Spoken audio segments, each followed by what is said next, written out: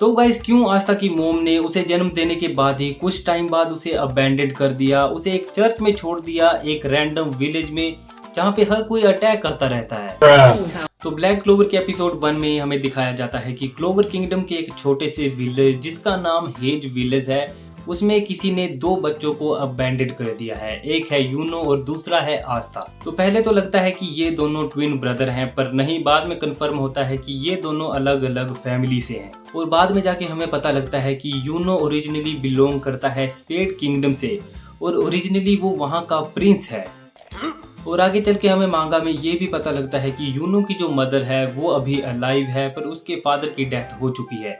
तो तुम्हें तो पता ही है कि यूनो और आस्था की जो स्टोरी है वो लगभग सेम चलती है। तो अब हमें यूनो की बैक स्टोरी पता लग गई थी, तो अब बारी थी आस्था की बैक स्टोरी की। तो हमें दिखाई जाती है आस्था की मोम जिसका नाम है लिचिता। तो इसके बाद हमें पता लगता है कि लीबे जब अंडरवर्ल्ड से लिविंग वर्ल्ड में आया तो उसकी मुलाकात हुई आस्था की मोम से, और इसी बीच हमें आस्था की मोम लिचिता की जो बैक स्टोरी और जो पावर थी वो दिखाई। तो मेनली इसकी जो पावर थी वो थी कि वो किसी भी चीज जिसकी माना कम है तो वो उसे स्टोर कर सकती है किसी भी कंटेनर में। और इसके अलावा आस्था की मोम के पास एक और पावर थी, हम यार पावर नहीं बोल सकते, ये एक तरीके से कर्स था। तो आस्था की मोम का ये जो कर्स था ये थोड़ा बहुत हेनरी की तरह था। तो तुम्हें तो पता ही है कि हेनरी के पास जो भी जाता है तो वो उसकी मैजिक को एब्जॉर्व कर लेता है। तो लिचिता का भी यही सीन था, वो मैजिक को एब्जॉर्व कर लेती थी अपने आसपास के बंदों को। पर इसमें थोड़ा सा ट्विस्ट था कि वो मैजिक के साथ साथ कंज्यूम करती थी उनकी लाइफ एनर्जी को। तो अगर तुम उसके पास ज्यादा देर खड़े रहे तो गाइस तुम्हारा खेल खत्म है। और इसी रीजन की वजह से आस्था की मोम ने आस्था को अबैंडन कर दिया, क्योंकि अगर आस्था ज्यादा देर उसके पास रहता तो आस्था की डेथ हो जाती। और अभी तक ब्लैक क्लोवर की मांगा और एनिमे में हमें जितना दिखाया है तो उससे तो यही कंफर्म होता है कि यही रीजन था कि उसकी मोम ने उसे अबैंडन किया। तो इस चीज को लेके भी फैंस के पास काफी सारे क्वेश्चन हैं, क्योंकि सबसे बड़ा क्वेश्चन तो यही बनता है कि आस्था की मोम प्रेग्नेंट कैसे हुई।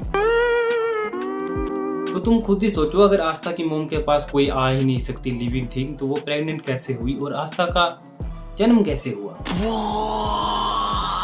तो इससे रिलेटेड मेरी एक थ्योरी है कि हो सकता है आस्था का जो फादर है वो डेविल है। तो ये बात तो हमें एनीमे में ही कंफर्म हो गई थी कि आस्था की मोम जो डेविल है उनकी लाइफ एनर्जी को एब्जॉर्ब नहीं कर सकती, जैसा कि लीबे के साथ था। और जो सबसे बड़ा कंटेंडर है आस्था के फादर के रोल के लिए वो है आस्टरोफ। तो गाइज इसके ऊपर तुम्हें वीडियो चाहिए होगी तो मुझे कमेंट सेक्शन में बताना, मैं उसमें हम यही बात करेंगे कि आस्था का फादर कौन हो सकता है। और अभी तक तो हमें ये भी कंफर्म नहीं हुआ कि आस्था की मोम ड्वार्फ थी या फिर नहीं, क्योंकि हमें सीरीज में काफी बार ये टीज किया गया है कि आस्था ड्वार्फ है। और इसके अलावा हमें सीरीज में ये कंफर्म हुआ है कि इस वाले वर्ल्ड में ड्वार्फ एग्जिस्ट करते हैं, पर अभी तक हमें कुछ भी नहीं बताया इसके अलावा कि चार्मी एक हार्फ ड्वार्फ है और हो सकता है आस्था भी ड्वार्फ हो और उसकी मोम भी, और हो सकता है आगे हमें कुछ स्टोरी पता लगे ड्वार्फ से रिलेटेड, तो उसके ऊपर भी एक वीडियो बन सकती है। पर मेन जो वीडियो बनाऊंगा मैं अगली वो होगी कि आस्था का फादर कौन हो सकता है, आस्टरोफ, जूलियस या फिर लूसियस। वैसे जूलियस और लूसियस एक ही बंदे हैं। तो गाइज आज वाली वीडियो के लिए इतना ही। तो तुम्हें ये तो कंफर्म हो गया होगा कि आस्था की मोम ने उसे क्यों अबैंडन किया, क्योंकि अगर आस्था उसके पास रहता तो उसकी लाइफ एनर्जी को एब्जॉर्ब करती और आस्था मर जाता और हमें ब्लैक क्लोवर सीरीज देखने के लिए नहीं मिलती।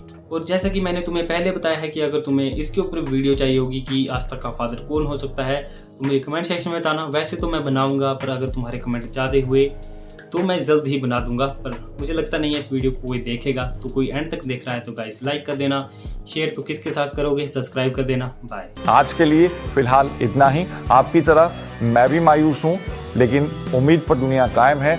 दिल दुखा है लेकिन टूटा तो नहीं है, और उम्मीद का दामन छूटा तो नहीं है।